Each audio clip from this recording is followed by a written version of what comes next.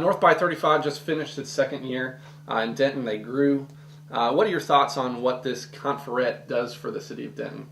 Well, we have known within the city and within the music industry that Denton has been a leader for music, and it's an incubator for new music as well. New groups come from here that take off elsewhere, and we have just a wealth of small little music venues all around the city, and it's constantly changing, but it's always there. North by 35 is a statement to beyond our region, and it will become, I think, a major event for folks from multi-states to come to Denton. It puts Denton on the map in a much more public way.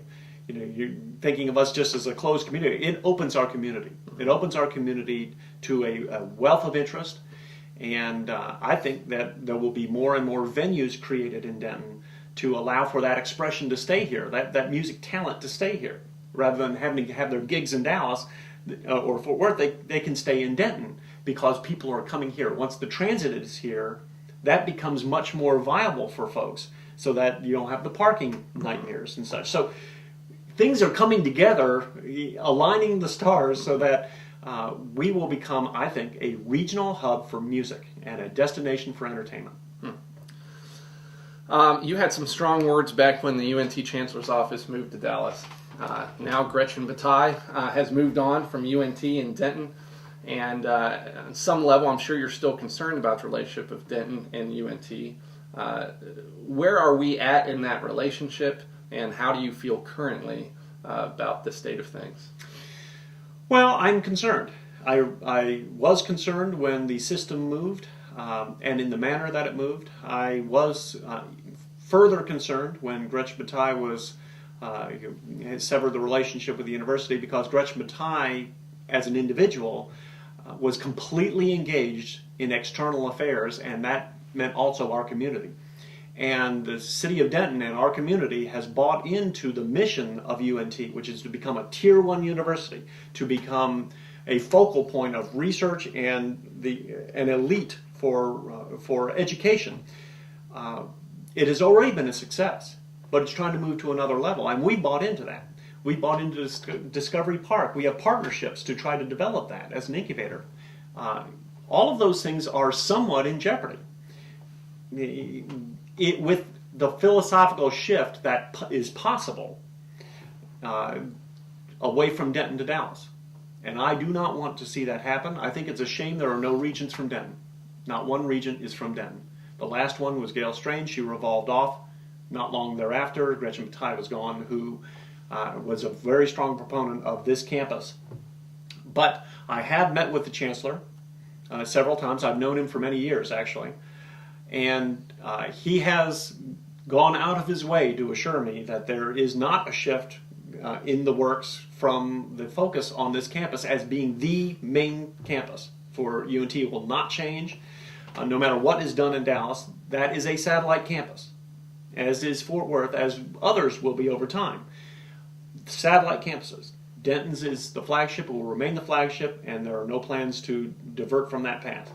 And so he has reinforced a commitment to Denton. I've asked for more tangible statements to that effect, and I'm looking to see that those statements are followed through. So, are you actively lobbying the governor's office for a Denton resident to be on the Regents Board? I have not discussed that aspect with the governor's office, and I was really, frankly, waiting until November. Because in a campaign, it becomes skewed, and I don't want it to become some political tug of war for reasons that have nothing to do with UNT and Denton, which it could easily. And I don't want that to be the case. So my goal is to protect our city, to protect our citizens, and to protect UNT, which has been a heart and soul for 120 years of this community, and is why UNT is successful now. It's not Dallas, it is Denton. And I think that maybe some of that attention was lost, and recognition of Denton's vitality and the critical nature of that relationship with UNT, I think by nature or whatever, has been ignored somewhat at the system level. I think they're refocusing. That's the words from the Chancellor gives me encouragement that that's the case. We can't take that for granted. So I will be looking for some more tangible statements to that effect coming out of the system.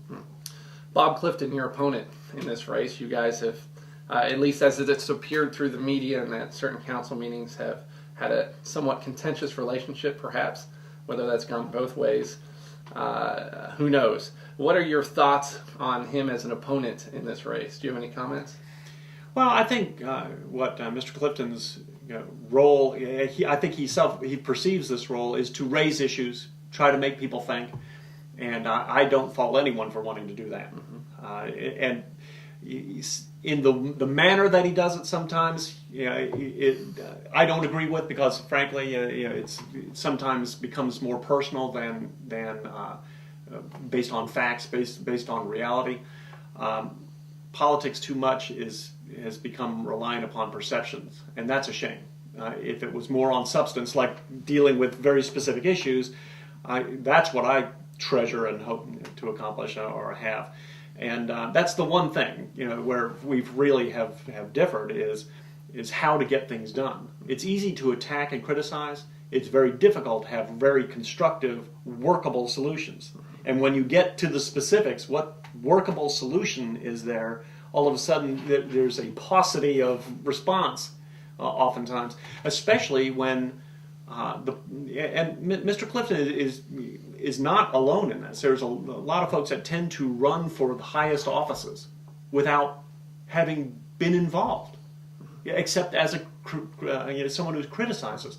Well, unless you step up to the plate and have to answer the questions, not just ask them, unless you have gone to that level to try to answer them, I don't think that you have earned the ability to have the highest level.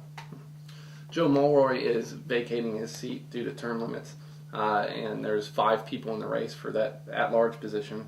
Do you have a horse in that race? Is there someone that you're endorsing? No, I'm steering clear from outward endorsements. I have to work with whoever is there. Sure. And so part of the role of mayor is to represent the council, and so I don't go there. That's fair.